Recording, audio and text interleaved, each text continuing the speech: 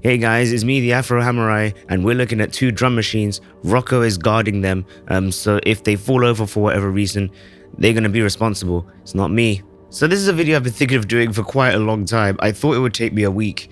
It didn't. I gotta be real. I was a little bit bored of the TR-6S and making videos about it, so I just spent some time actually using it and having fun with it. And then I also had my Volca Drum, and now I think I have a pretty good grasp as to what makes each one of these great individually, and that I'm able to actually compare them. So let's actually do it by starting with a quick review of both of them. Am I okay to pick it up?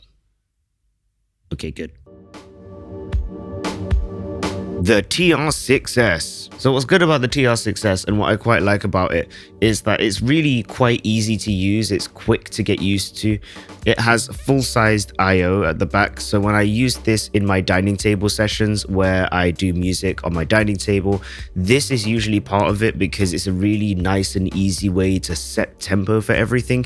And overall, it's just a really nice drum machine to use. This does analog modeled synthesis. So it's doing like synthesis on it. It's kind of like it has VSTs, like plugins built directly into this box for things like the TR-808, the TR-909. And not only that, you have some FM tones in here as well. You don't have control over the depth of FM synthesis, so you're not able to mess with different arrangements of operators.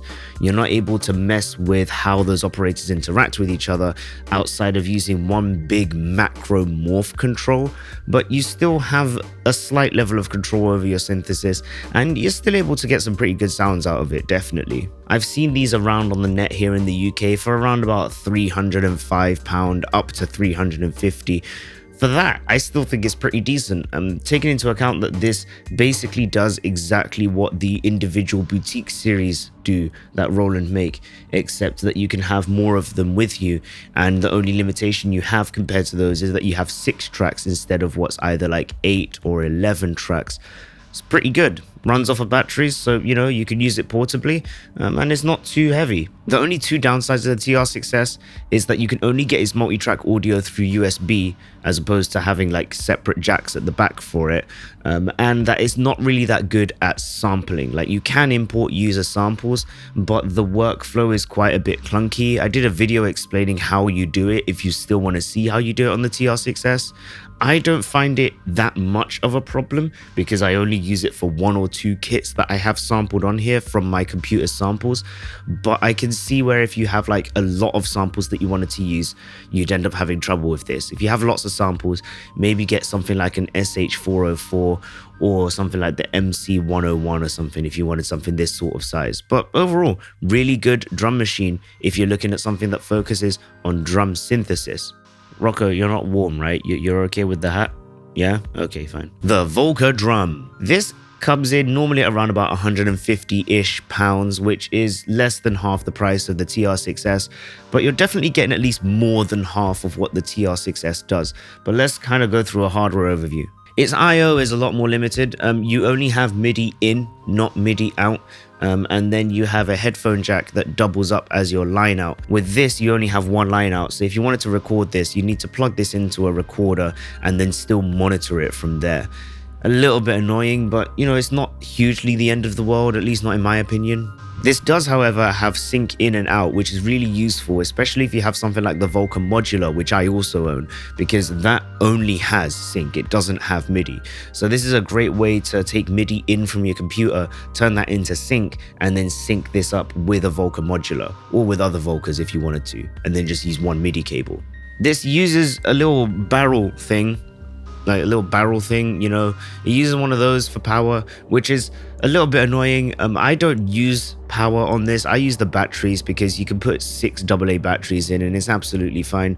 But I can see where if someone wanted to, you know, actually power this up from a wall, it would be a bit annoying because you'd actually need to plug it into an outlet. I would have quite liked if it had USB and the ability to work with either a computer or to work with, I don't know, a power pack or something like that, just for a little bit of extra versatility. But yet again, batteries, so maybe you just wouldn't use that often. I haven't, and I've had this for a good couple of months. The difference with this is that this does actual synthesis.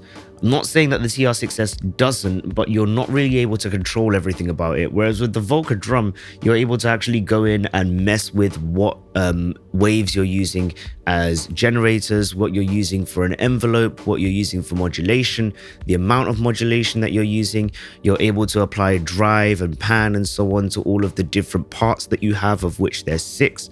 And each part, so each drum sound, has 2 layers on it. So you can use 2 different waves to create one sound. The Volca Drum has one thing that the TR-6S doesn't have, however, and that's a speaker. Hold on a minute, I'm going to turn it on real quick. I'll show you. It's really great. Ooh. When I originally got this, I didn't really think I'd use it with the speaker. I thought I'd plug headphones into it all the time. And yeah, plugging headphones in means you can, actually hear the bass from it. But for the fact it has a speaker in it, that's pretty cool, because I could just take this out, put this on the couch and just start jamming with it, and I'll be able to at least make something basic from it and just have some nice fun with it overall. It's really fun, yeah. Also, something I didn't mention is that the Volca Drum's top plate is made out of metal. The rest of it's made out of plastic, but it's still a pretty high grade of plastic. I wouldn't be worried about damaging this if I was at least moderately careful with it, exactly the same as the TR-6S. And that's at half the price. But what else are you missing out on when you pay half the price of a TR-6S? Usability is the answer. This is the manual. I get that it means that they don't have to use staples, and that might be better for the environment to fold up a larger piece of paper rather than cut up smaller ones and then waste bits. I don't know. But the issue I have is that doesn't make it fun to learn this. Even the digital version of the manual, the version that you can get by PDF, it's just a PDF version of this, which means it's equally as difficult to scroll around and find what it is that you want to be able to do. Also, because they've crammed everything onto this foldable map manual, a lot of features about the Volca Drum feel like they're hidden. This does actually explain everything the Volca Drum can do. I originally thought it didn't. The TR-6S's documentation, as much as there are still limitations with it, is a lot better at being your standard style of documentation. If you want to find out how to do something, you can find out how to do it. And if you want to find out what something does, if you want to find out about the variation function, you just look up the variation function. You don't look up buttons A to H, right? Also, it gives you a hardware overview and tells you what those buttons can do at a glance before going deeper into each of the separate functions that you can do. So if you do just want to know what a button does, you can still look at a map to see what those buttons do. It gives you a much more comprehensive way to learn about your TR-6S. It doesn't make the Volca Drum any less fun to play with, it just makes it a little bit more annoying to figure out, in my opinion, and that makes it a little bit less accessible. What I do like about the TR-6S is that even though it does analog modeling synthesis and you have limited control over the way it synthesizes stuff, it still sounds really good. It sounds better than the samples I have. So if you're using a lot of 808s and 909s or any of the Roland drum machines and you want something that will sound better, as long as it's an ACB tone on this, which you can check in the tone list on their documentation, it's gonna sound better coming out of this, at least in my opinion, compared to samples that you'll find and repitching your samples, unless you find very good quality samples. I gotta be real though, the TR-6S is a rhythm performer through and through, and using this for the dining table sessions is so much fun. I did actually try doing some sort of live performance-y sort of stuff with the Volca Drum off camera, and it just wasn't as easy as it was with the TR-6S. It's most probably because the TR-6S's controls aren't to do with synthesis, and because of that just let you control things like volume, tune, decay, your delay, and your master effects and so on. As much as this doesn't give you access to all of that synthesis, it does give you quicker access to submixing and effects, which for a lot of people might be much more important for them. Also, for music production, I'd say that this might fit in a little bit more. At very least, with a lot of the sounds that are in here, like the 808, the 909, and the 606 sounds, this is kind of already ready for you. You just got to plug it in, set it up to multi-track, maybe add some motion into it, or do your automation in your DAW.